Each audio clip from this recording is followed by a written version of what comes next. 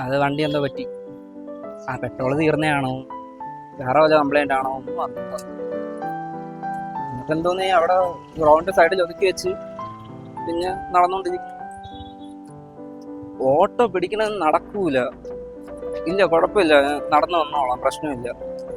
വർക്ക്ഷോപ്പിലൊക്കെ കൊടുക്കാൻ പറ്റും, എനിക്ക് അറിഞ്ഞൂടെ. ചേട്ടാ, നിനക്കപ്പം എൻ്റെ പേരറിയാം. എൻ്റെ ഇന്ന് എത്ര രൂപ വാങ്ങിച്ചെന്ന് നിനക്കറിയാവൂടാ? നിനക്ക് എന്താ വിളിച്ചാൽ ഫോൺ എടുക്കാൻ എത്ര പാട്. ഞാൻ നിന്റെ വീട്ടിൽ കയറി കളിക്കാത്ത നിന്റെ അമ്മയും അനിയത്തിയും ഉള്ളതുകൊണ്ട് മാത്രമാണ്. ചേട്ടാ 4 മാസം നീ എന്തിനാ സമയം? നാളെ 10:30 മണി രാവിലെ.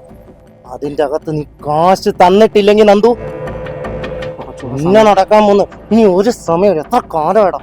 75,000 രൂപ നാളെ 10:30 ആകുമ്പോൾ എൻ്റെ കൈ കിട്ടില്ലേ നന്ദു? നടക്കുന്ന കളി വേറെ. ഞാൻ എന്താണ് ചെയ്യാൻ പോണെന്ന് എനിക്ക് തന്നെ അറിയത്തില്ല.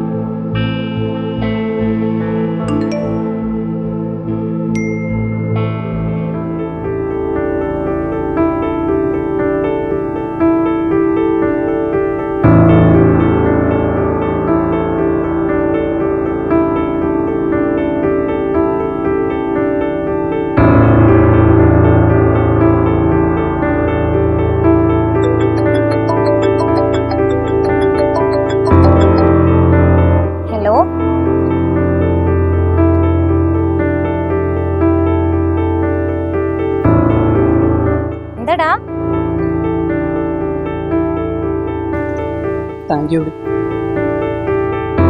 താങ്ക്സ് ഒന്നും വേണ്ട. ഇങ്ങനെ എന്തെങ്കിലും ഉണ്ടെങ്കിൽ ഒന്ന് പറഞ്ഞാൽ മതി സമയത്തിന്.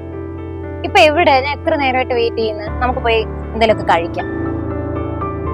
വരുവോ?